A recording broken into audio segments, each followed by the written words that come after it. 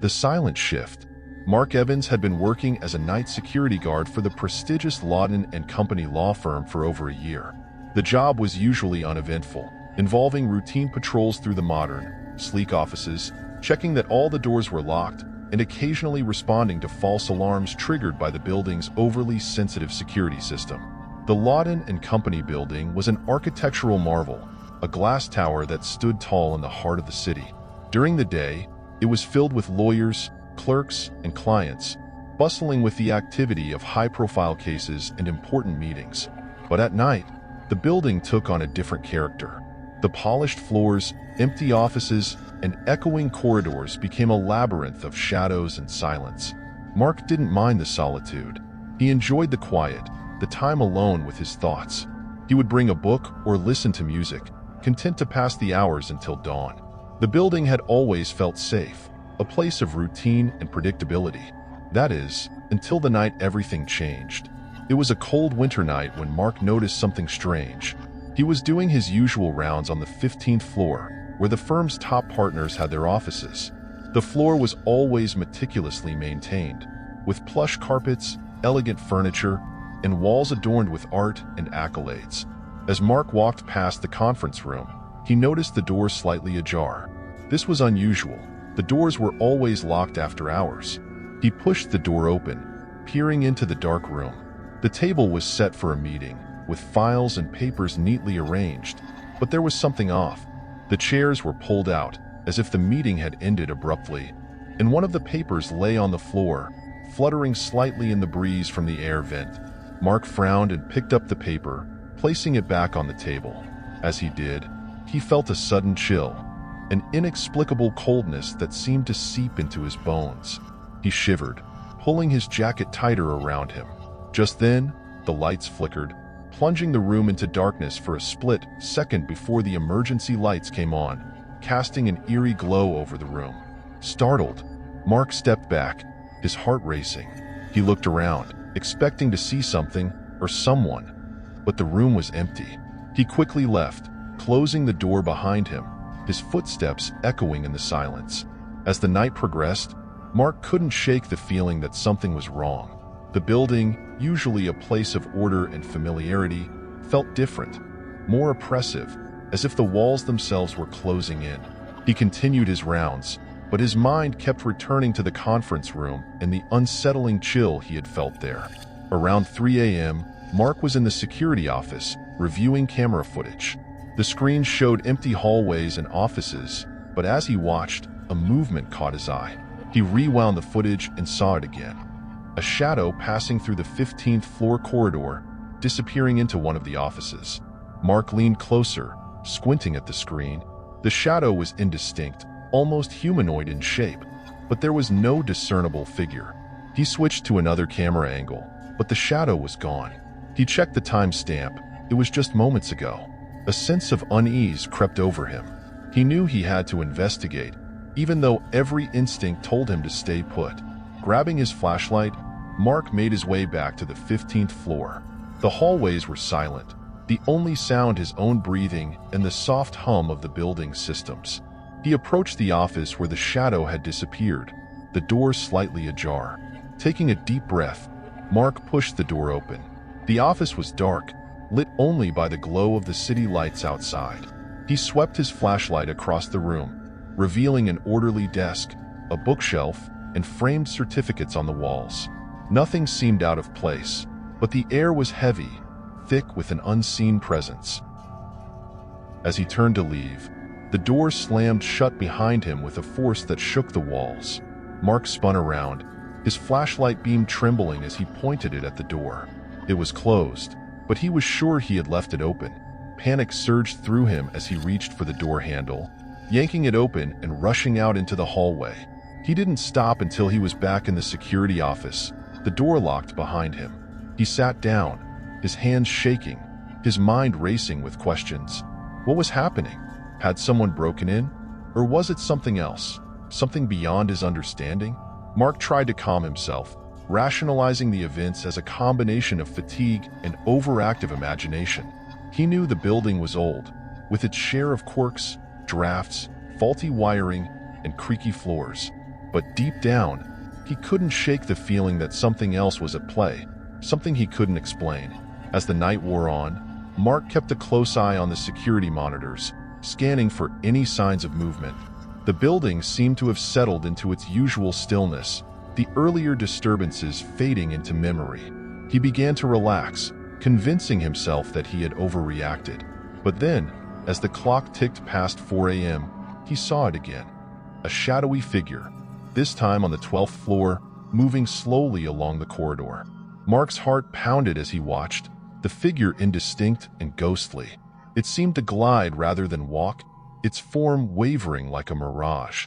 He switched cameras, tracking the figure as it moved closer to the elevators. It paused, then seemed to turn towards the camera, though no face or features were visible. Mark felt a chill run down his spine, a sense of being watched. The figure raised an arm, pointing towards the camera, and then the screen went black. Mark gasped, scrambling to switch to another camera feed, but all the screens were blank. He checked the equipment, but everything appeared to be functioning. It was as if the figure had disrupted the feed, cutting off his view. Panic set in, but Mark forced himself to stay calm. He knew he couldn't leave his post, but he also couldn't ignore what he had seen. He decided to stay put, watching the monitors and waiting for the cameras to come back online. After what felt like an eternity, the screens flickered back to life.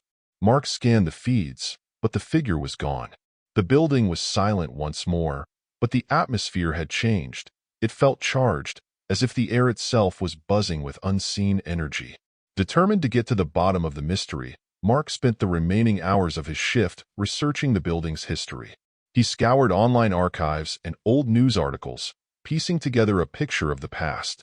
He discovered that the site where the Lawton and Company building now stood had once been home to an old hotel built in the late 1800s. The hotel had been a popular spot for travelers and businessmen, known for its opulence and charm.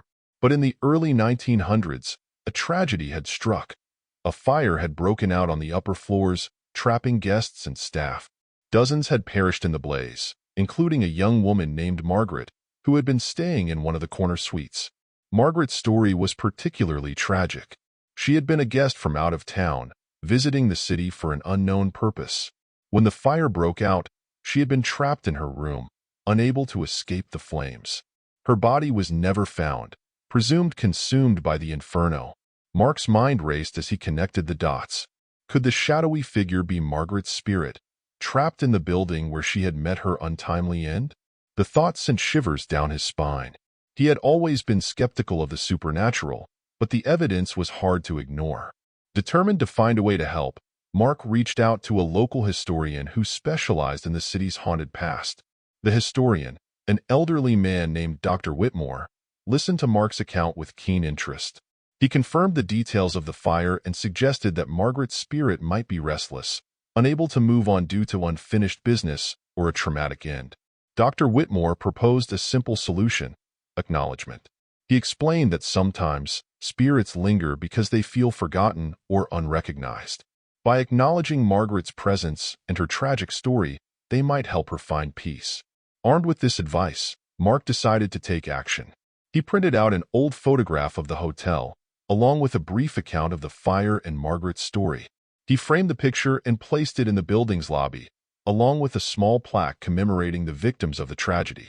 That night, Mark felt a strange sense of calm as he began his shift. The building, once oppressive and cold, seemed warmer, more welcoming. He completed his rounds without incident, the hallways quiet and still. As he returned to the security office, he glanced at the monitors, half expecting to see the shadowy figure. But the screen showed only empty corridors and offices, bathed in the soft glow of the emergency lights. Mark sat down, reflecting on the events of the past few nights. He felt a sense of relief, as if a weight had been lifted. Whether it was the acknowledgement of Margaret's story or something else, the building felt different, at peace. Over the following weeks, the strange occurrences ceased. The building settled into its usual routine. Months passed, and the Lawton and Company building buzzed with its usual activity during the day. The photograph and plaque honoring the old hotel's tragic history became a familiar fixture in the lobby, often drawing curious glances from visitors and employees alike. Mark's nightly routine had returned to normal, with no further disturbances or sightings of the shadowy figure.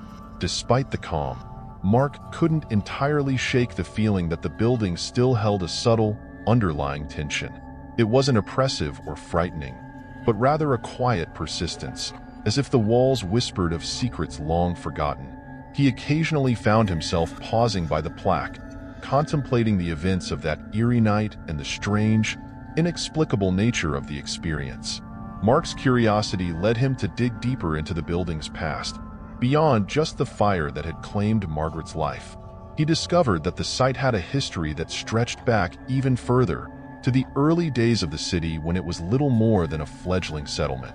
The land had seen many transformations: a bustling market square, a boarding house, and eventually, the grand hotel that had met its fiery end. He learned of other incidents, whispers of peculiar occurrences that had plagued the site for decades. Tales of strange noises, ghostly apparitions, and unexplained phenomena had been part of the building's lore long before the current office tower was erected. It seemed that the land itself carried a weight of stories, a patchwork of histories that converged at this singular point. One quiet night, Mark was alone in the security office, monitoring the cameras as usual. It had been a routine shift, and he was beginning to feel the familiar lull of the early morning hours when something caught his attention. On the monitor, he noticed a flickering light on the 15th floor, the same floor where he had first encountered the shadowy figure. He switched the camera view, focusing on the area. The light flickered again, and this time, Mark saw it clearly. An old-fashioned lantern glowing dimly in the dark hallway. It swayed gently, as if held by an unseen hand, casting a warm, amber light that stood out starkly against the modern decor of the office. Mark's heart raced. He knew the building's lighting system well, and there were no such lanterns installed anywhere in the facility. He watched, transfixed, as the lantern seemed to move down the hallway, disappearing around a corner. Determined to understand what was happening, Mark grabbed his flashlight and hurried to the elevator. As he ascended to the 15th floor, he felt a mix of fear and anticipation. The elevator doors opened with a soft chime, revealing an empty, silent hallway. He stepped out, the air feeling colder than usual. The lights flickered slightly, and he could hear a faint, distant sound, a melody, soft and haunting, like music from another time. Mark followed the sound, his footsteps echoing in the quiet. As he turned a corner, he saw it, the lantern, resting on a small table near the conference room. The light flickered gently, casting shadows that seemed to dance on the walls. Beside the lantern stood a figure, dressed in clothing from a bygone era, a long dress and bonnet that seemed out of place in the modern office. The figure turned, and Mark saw the face of a young woman, her expression sad and distant. It was Margaret, just as she had been described in the old records. She looked at him, her eyes filled with a sorrow that spoke of untold years of unrest. Mark felt a strange calmness wash over him. He knew he was seeing a ghost, but there was no fear, only a deep empathy for the spirit before him. He stepped forward, his voice steady but soft. "Margaret," he said, "I've read about what happened to you. I've tried to acknowledge your story. What more can I do to help you find peace?" The ghost of Margaret looked at him, her eyes reflecting a flicker of hope. She gestured towards the lantern, her movements slow and ethereal. "Thank you for remembering," she said, her voice barely a whisper, like the rustling of autumn leaves. "But there is more. There is someone else, others who are lost, like me. They need to be remembered too." Mark's brow furrowed. "Others? You mean there are more spirits here?" Margaret nodded, the lantern's light casting a soft glow on her pale features. "This place, it holds many stories, many souls. Some are trapped, unable to move on. The fire, it was not just an accident. There were secrets, things that were hidden." Mark felt a chill as the pieces of the puzzle began to fall into place. The tragedy at the old hotel had deeper layers, mysteries that had never been uncovered. He realized that the plaque and photograph, while well-intentioned, were only part of the solution. The full story needed to be told, not just for Margaret, but for all the lost souls connected to the site. "How can I help them?" Mark asked, determined to see this through. Margaret looked at him with gratitude. "You must find the truth. The records, the stories, bring them to light. Let the world know what happened here, not just to me, but to all of us." With those words, the lantern flickered and dimmed, and Margaret's form began to fade. Mark reached out instinctively, but she was already gone, leaving him standing alone in the cold hallway. The lantern, now dark, was the only evidence of her presence. Determined to fulfill his promise, Mark dove into research with renewed vigor. He sought out more historical records, interviewed local historians, and even spoke to descendants of those who had perished in the fire. What he uncovered was a web of intrigue and tragedy that had been buried for decades. The old hotel had been a focal point of scandal and corruption. There were rumors of illegal activities, bribes, and even arson. It became clear that the fire might not have been an accident, but a deliberate act to cover up misdeeds and silencing those who knew too much.